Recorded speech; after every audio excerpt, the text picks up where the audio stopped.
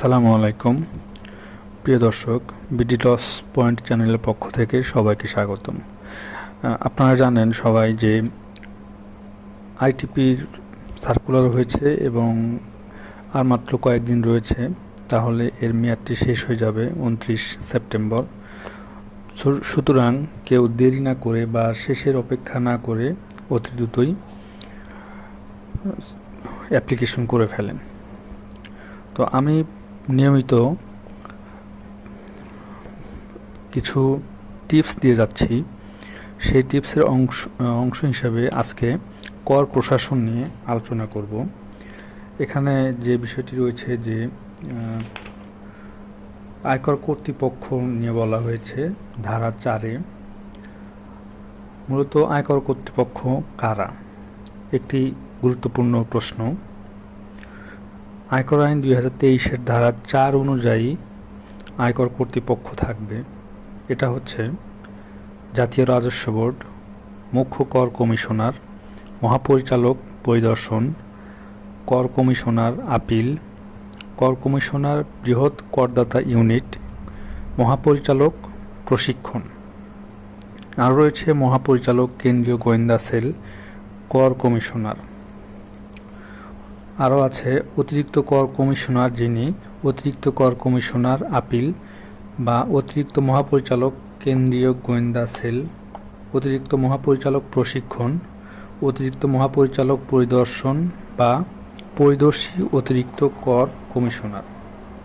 এছাড়াও রয়েছে যুগ্ম কর কমিশনার, যিনি যুগ্ম কর কমিশনার আপিল, পরিচালক প্রশিক্ষণ, পরিচালক কেন্দ্রীয় গোয়েন্দা সেল, পরিচালক পরিদর্শন বা পরিদর্শী যুগ্ম কর কমিশনার। তারপর রয়েছে উপকর কমিশনার। আরও রয়েছে কর কমিশনার কর্তৃক তাহার অধিক্ষেত্রাধীন উপকর কমিশনারগণের মধ্য হইতে মনোনীত ট্যাক্স রিকভারি অফিসার। আরও আছে সহকারী কর কমিশনার, অতিরিক্ত সহকারী কর কমিশনার এবং সর্বশেষ কর কমিশনার। প্রিয় দর্শক, খুবই একটি গুরুত্বপূর্ণ প্রশ্ন যে আয়কর কর্তৃপক্ষ কারা। এটা শর্ট প্রশ্ন বা বড় প্রশ্নেও আসতে পারে। এরপর রয়েছে ধারা 8-এ আয়কর কর্তৃপক্ষের দায়িত্ব, কার্যাবলী বা অধিক্ষেত্র সম্পর্কে আলোচনাগুলো আছে, এগুলো আমাদেরকে পড়তে হবে। তো এগুলো যদি আমরা পড়তে থাকি তাহলে আমাদের প্রশ্ন কমন পড়ার সম্ভাবনা থাকবে। এছাড়াও আর রয়েছে আয়কর কর্তৃপক্ষ নিয়োগের বিধান কি। এটি রয়েছে আয়কর কর্তৃপক্ষ নিয়োগ ধারা 5-এ রয়েছে। এছাড়া আরও রয়েছে প্রশ্ন যে আয়কর কর্তৃপক্ষের নিকট বোর্ডের নির্দেশনা কি থাকে। এটি রয়েছে ধারা 10-এ। তো এগুলো যদি আমরা পড়ি তাহলে আমাদের প্রশ্ন কমন পড়বে। আর রয়েছে ধারা 11-তে উপকর কমিশনারের প্রতি বোর্ডের নির্দেশনা কি, এগুলো আমাদেরকে পড়তে হবে। কর নির্ধারণের কার্যক্রমে পরিদর্শী অতিরিক্ত কর কমিশনারের ক্ষমতা প্রয়োগ, এই ক্ষমতাটা খুবই গুরুত্বপূর্ণ, যেটা রয়েছে ধারা 12-তে।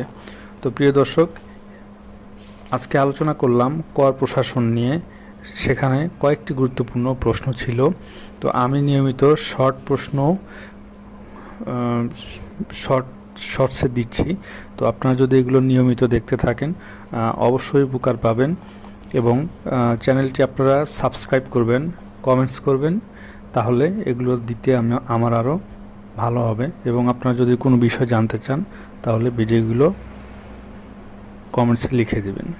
তো আজকে এ পর্যন্তই। সবাই ভালো থাকবেন। আল্লাহ হাফেজ।